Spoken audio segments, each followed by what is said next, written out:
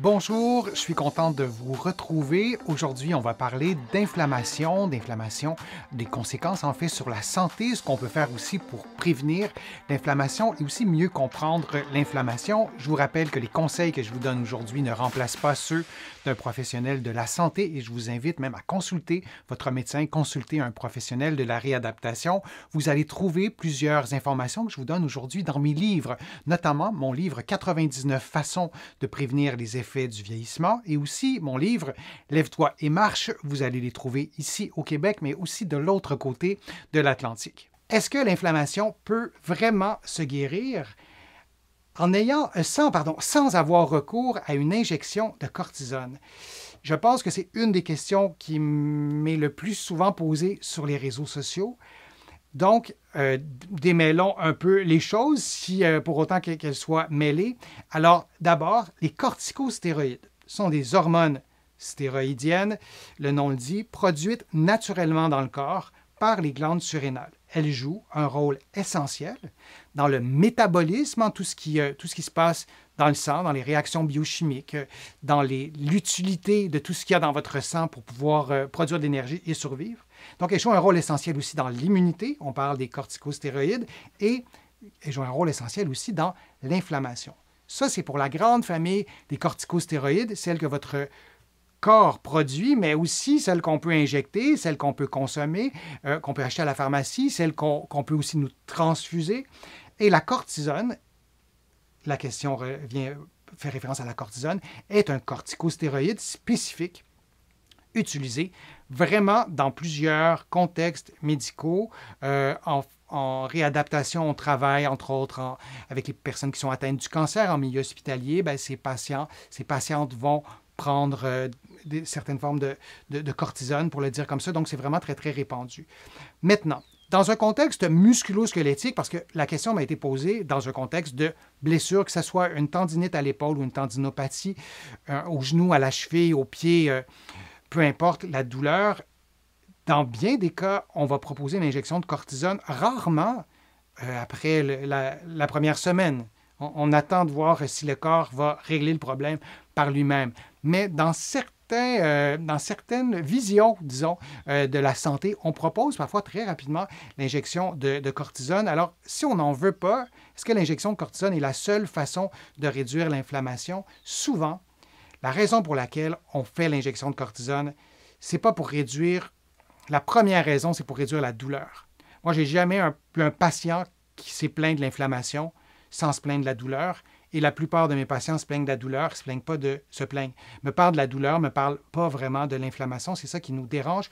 Donc, pour diminuer la douleur, c'est souvent l'objectif. Maintenant, dans la question, c'est écrit « guérir sans avoir recours à une injection de cortisone ». Il y a des précautions à prendre aussi dans un contexte de cortisone. Il y a des contre-indications, tout ça. Mais quand on a des injections répétées, ça peut, avant de parler d'inflammation puis de douleur, ça peut abîmer, ça peut altérer la qualité des tissus. Ça, c'est important de s'en souvenir.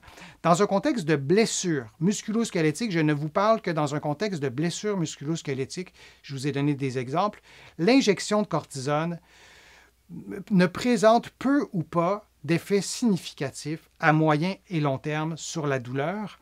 Évidemment, il y a plusieurs articulations, il y a plusieurs problèmes de santé, mais on peut vraiment faire une moyenne en se disant les effets à moyen terme et à long terme d'injection de cortisone, d'une injection de cortisone, ce n'est pas très, très efficace.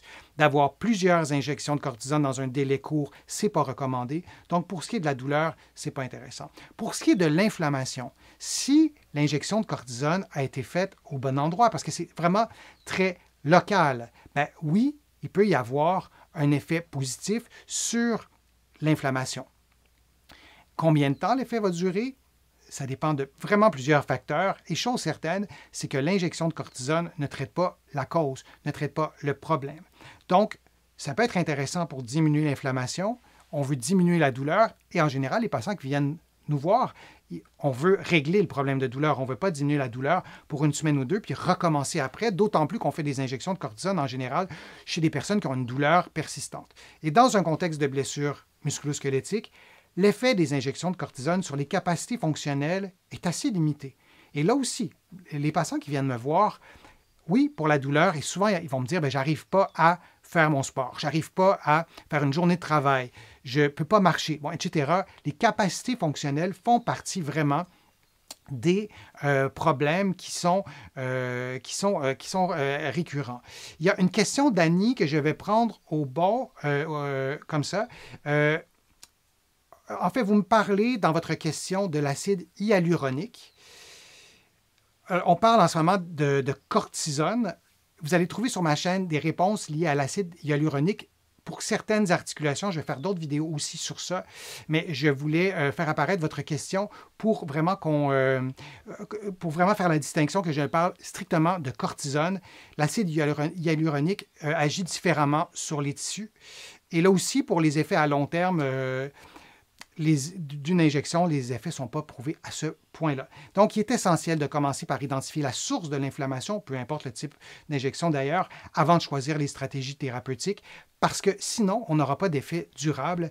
Et une injection de cortisone, c'est vraiment une stratégie passive. Ce n'est pas une stratégie active. Ce n'est pas une stratégie thérapeutique dans laquelle vous êtes impliqué, comme un changement d'habitude de vie, un changement de posture au travail, un changement de technique dans une pratique sportive, le fait d'avoir des muscles plus forts, tout ça, c'est des stratégies actives. L'injection, ça reste une stratégie passive et l'efficacité demeure limitée. Le conseil que je pourrais vous donner pour décourager l'inflammation, pour essayer d'accélérer l'efficacité de l'inflammation, c'est de favoriser la guérison. Et comment on favorise la guérison? Comme je viens de vous dire, en encourageant des modalités actives, de bouger par exemple, de faire des exercices thérapeutiques. Vous allez en trouver plusieurs sur ma chaîne. Selon l'articulation touchée, je vous parle vraiment de blessures musculo-squelettiques, mais vraiment d'avoir des stratégies actives pour favoriser la guérison. C'est quant à moi ce qui fonctionne le plus pour calmer l'inflammation. Je vous remercie d'avoir été là, d'avoir assisté à ces contenus que je vous présente. Ça me fait toujours plaisir de le faire. Vous pouvez contribuer à mes plateformes. Vous le savez, vos contributions sont essentielles à la survie de mes plateformes et ça me fait plaisir de vous présenter ces contenus. Vous pouvez contribuer en cliquant sur le petit cœur sur YouTube. Dans plusieurs pays, en tout cas, on peut le faire. Ce n'est pas universel. Vous pouvez aussi faire une contribution en visitant mon site web, le www.denisfortier.ca. Vous allez aussi pouvoir vous abonner gratuitement à l'infolettre sur mon site web et aussi à des courriels thématiques qui vous donnent des informations par courriel sur des sujets précis. Tout ça est gratuit, évidemment, et vous allez pouvoir, dans mes livres, trouver beaucoup d'informations sur différents sujets, mais entre autres sur l'inflammation, sur des stratégies pour diminuer l'inflammation, dans mes livres qui sont partout au Canada, en librairie et sur le web, et aussi de l'autre côté de l'Atlantique, j'ai le bonheur que mes livres soient publiés et diffusés aussi en France et ailleurs. Donc, vous allez pouvoir les trouver de ce côté-là. Et prenez soin de vous. J'espère que mes conseils vous ont aidé à prendre soin de votre santé, à vous motiver peut-être. Et je vous dis à une prochaine vidéo, à un prochain direct. À bientôt.